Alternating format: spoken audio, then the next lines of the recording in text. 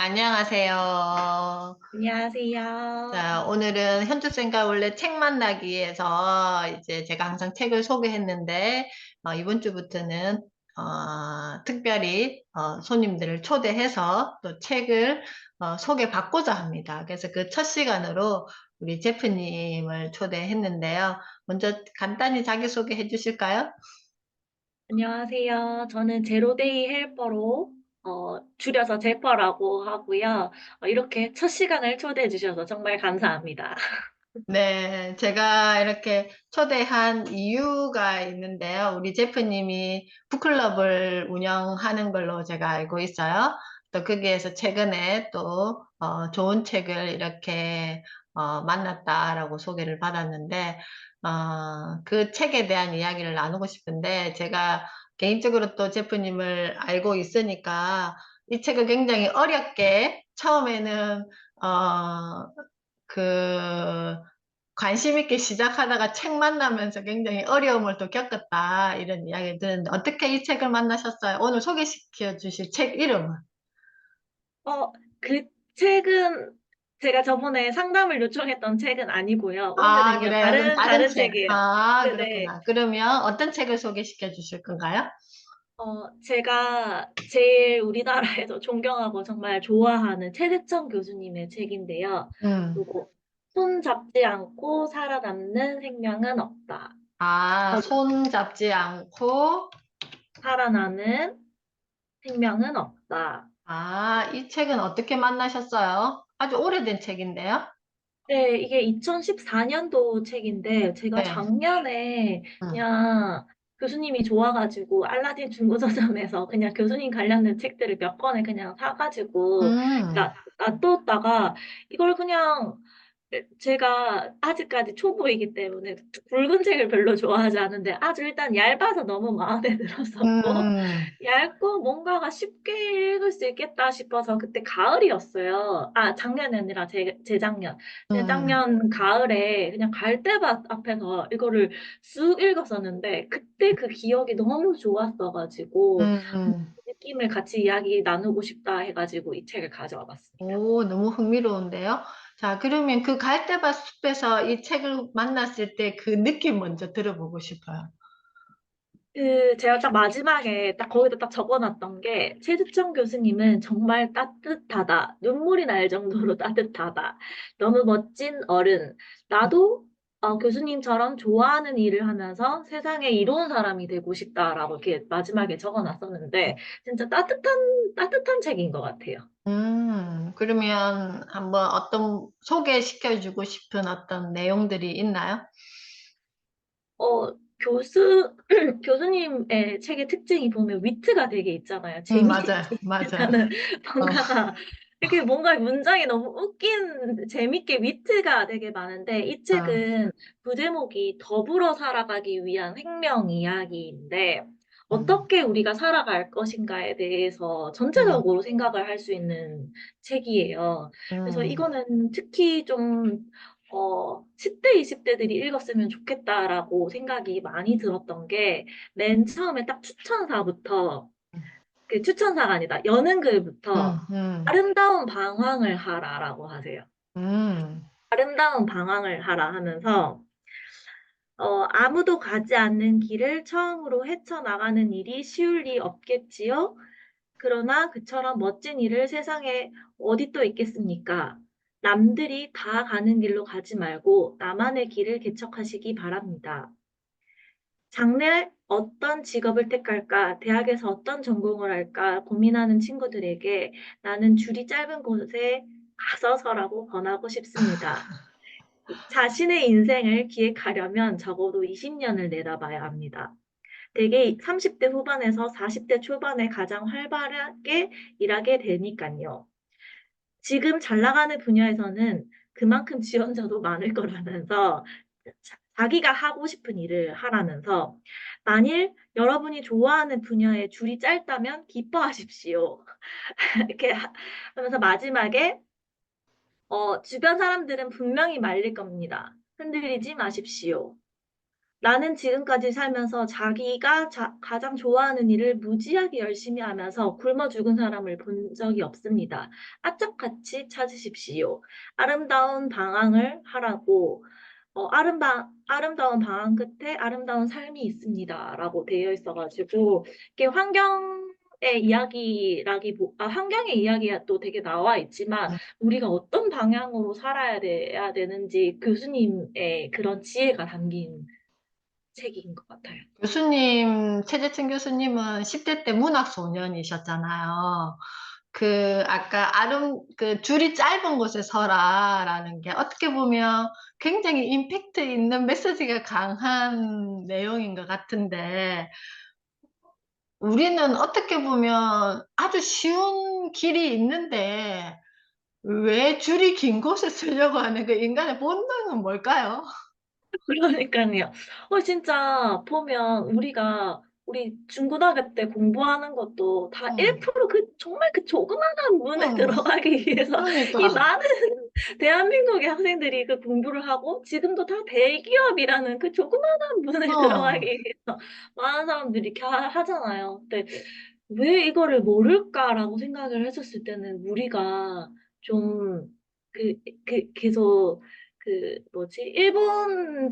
일본 민족 말살의 그것 때문에 어. 공장의 노동자 말 잘 듣는 애들로 키우기 위해서 생각을 안 하게 계속 키우다 보니까 그냥 남들 하는 대로 우르르 가다 보니까 이게 긴 줄이고 경쟁이 많은지도 모르고 그냥 이렇게 따라가지 않을까라는 생각이 들었었어요. 그러니까 봐. 지금 우리 아이들이 유치원 때부터 고등학교 때까지 어떻게 보면 그 수능 입시를 위해서 달려간다 해도 아니다 소리 하지 못하는 상황인데, 지금 전국의 대학은 늘려 있잖아? 그럼 아까 줄이 짧은 줄에서라. 그럼 내가 무엇을 하고 싶은지가 명확하면 그걸 배울 수 있는 대학은 분명히 찾아갈 수 있다라는 거야. 근데 그런 어떤 생각을 할 수 없는, 그러니까 나의 여기서 지금 이 책 제목이 손잡지 않고 살아남은 생명은 없다. 더불어 살아가기 위한 생명 이야기인데, 이 생명줄을 다 자꾸 단축시키려고 지금 안간힘을 쓰고 있지 않나? 그냥 긴 줄을 찾아가가지고 얼마나 힘들게 이렇게 생활을 하겠어요. 그죠? 그래서, 되게 심플하네? 우리가 살아가는 어떤 진리가 방금 아까 최재승 교수님 말씀처럼 되게 심플한데 본질이 있는데 이걸 우리가 모르네? 라는 생각을 해. 굉장히 그 메시지가 되게 임팩트가 있었습니다. 또 다른 것도 소개시켜주고 싶은 구절이 있으신가요? 그리고 챕터 중에서는 65페이지에 나오는 공감의 세대라고 있어요. 근데 첫 줄부터 너무 웃긴 거예요. 어. 믿지 않겠지만 큰 재앙이 터지면 5060 세대도 봉사활동 하러 갑니다. 대신 계산하고 갑니다 하면서 이 세대는 아무래도 경제적인 발전과 그런 교육을 받다 본 세대다 보니까 그런 거를 많이 쫓는데 지금 1020 세대는 공감의 세대라고 본인은 이렇게 생각을 하신다면서 이렇게 뭘 하든 나눠주려고 하고 음. 자기가 우리 사이의 주인이 되면 먼저 움켜쥐고 나누어 주는 것이 아니라 처음부터 잘 나누는 것이 우리의 사회의 룰이 되지 않을까 하는 우리 세대들을 보면서 그거를 느끼신다고 하는 거예요. 하면서 우리가 얼마나 열심히 이렇게 하는지 응원한다라고 하면서 마지막에 당부하고 싶은 말이 있다고 했는데 제가 이 말이 참 와닿았었어요. 음. 남을 도우려면 내가 먼저 서야 한다는 것입니다. 음. 남을 돕는데도 효과의 차이는 있습니다. 무작정 달려가는 것도 좋지만 나를 늘 돌보는 사람이 되었으면 좋겠습니다. 내가 힘을 더 키우면 그만큼 더 크게 남을 도울 수 있습니다. 젊었을 때 나를 위해 열심히 살고 어느 정도 위치에 올라간 후에 드디어 세상을 돕는 일을 하는 사람들도 있습니다. 그들의 파급 효과도 결코 적지 않습니다. 이렇게 하면서 이 말이 참 이렇게 위로가 됐던 게 그래서 좀 이분이 팬들도 많고 젊은 사람들이 좋아하는 이유 중에 하나라고 생각을 하는 게 위로의 말씀을 되게 잘 해주시고 앞으로 방향에 대해서 꼭 잘 찝어주시는 것 같아요. 음, 음, 보면 나를 잃어버리고 다른 사람을 돕는 사람들이 많잖아요. 음, 보다가 나도 없어지는 경우도 되게 음, 많은데 음, 일단은 남을 돕는 데는 먼저 내가 잘 서야 된다. 그래서 나를 잘 돌보는 게 남을 도울 수 있는 길이라는 거를 여기에서 또 설명을 해주셔가지고 이 음. 부분이 참 기억에 남았었어요. 그러면 지금 우리 제프님은 현장에 아이들을 만나러 가는 시간들이 있잖아요. 그러면 우리 아이들은 지금 자신을 잘 돌보고 있는 느낌이었나요? 왜냐면 시대, 그 시기가 굉장히 나를 잘 돌봐야 되는 시기잖아요. 어때요, 느낌이? 현장의 음, 느낌은? 이게 별로 잘 못 돌보고 있는 것 같아요.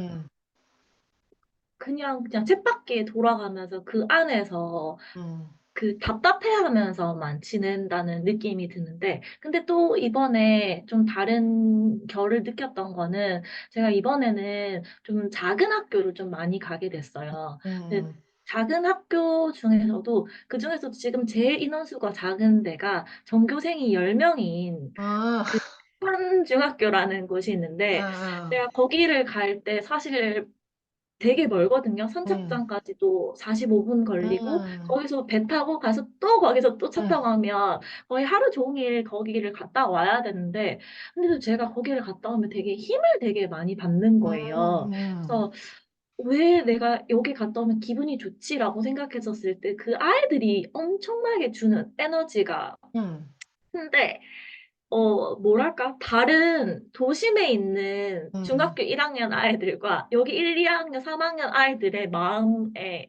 그 정도가, 뭐랄까, 순수함의 정도가 엄청 농도가 짙다고 해야 되나? 음, 얘네는 하루 종일 같이 지내고 그 음, 섬에 이렇게 있으면서 자기를 돌보는 시간이 조금 상대적으로 얘네가 더 많은 것 같아요. 음, 하면서 텃밭도 이루고 걔네들이 음, 서로 음, 음. 그리고 자기네들끼리 막 돌아다니면서 저녁에 그 막 뭐라더라 손전등 키고 오늘은 어떤 데 가보자 막 탐구도 하고 막 이런데요. 아, 그 섬에서, 네. 그래서 어, 손전등이 왜 필요해? 이렇게 하니까 불이 안 켜진 데가 어, 많아가지고 어, 막 그렇다면서 그러니까 아무래도 조금 더 이렇게 제가 이야기하는 전체를 봐야 되고 우리가 지금 우리 한 국가만 볼 게 아니라 우리 전체를 봐야 된다라는 이야기를 했었을 때 좀 더 흡수를 잘한다라는 느낌이 한산중이 제일 크거든요. 근데 그거는 자기에 대해서도 많이 돌아보고 자기 음, 주변 동네에서나 주민들과도 되게 가까이 더 많이 지내다 보니까 얘네는 학원도 안 가요. 학원이 없거든요. 없으니까,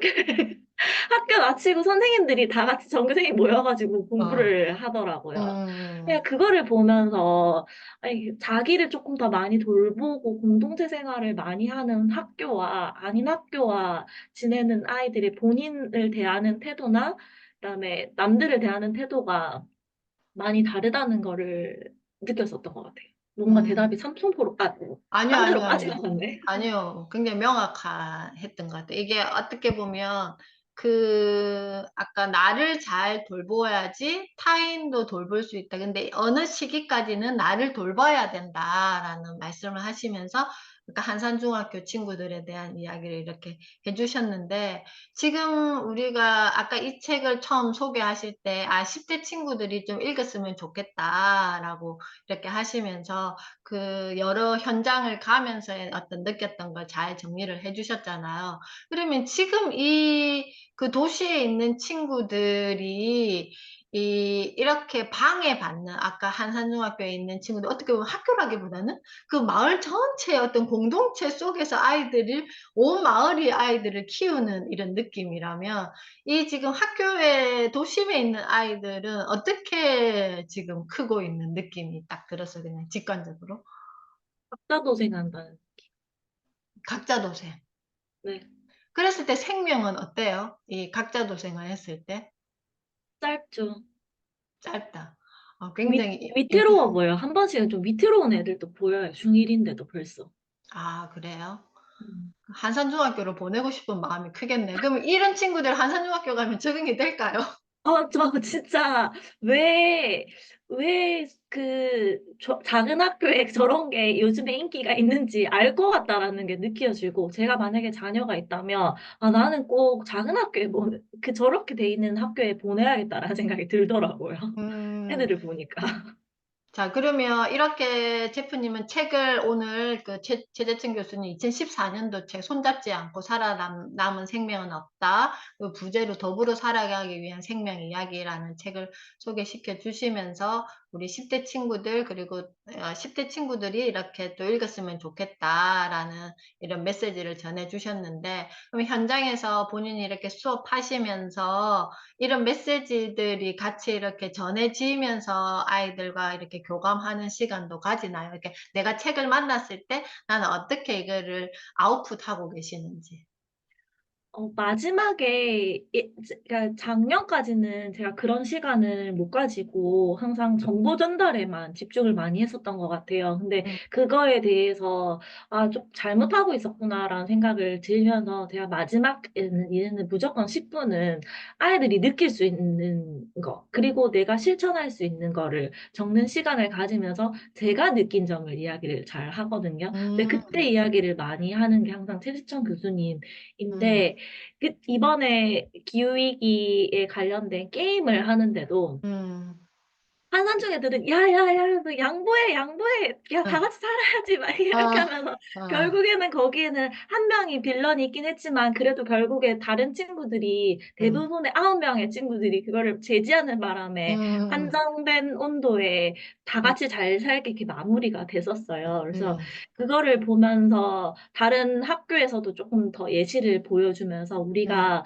혼자 살 수 없다. 왜 음, 혼자 살 수 없는지에 대한 이유는 제가 조금씩 조금씩 요런 책들의 문장 같은 거는 마지막에 한두 번 이야기를 해주면 그래도 몇 명씩은 이제 흡수하는 친구들이 생기는 것 같아가지고 그거에 이제 내가 가야 되는 방향은 정보 전달이 아니라 내가 느낀 거를 조금 잘 전달을 해줘야겠다라는 생각을 했었어요.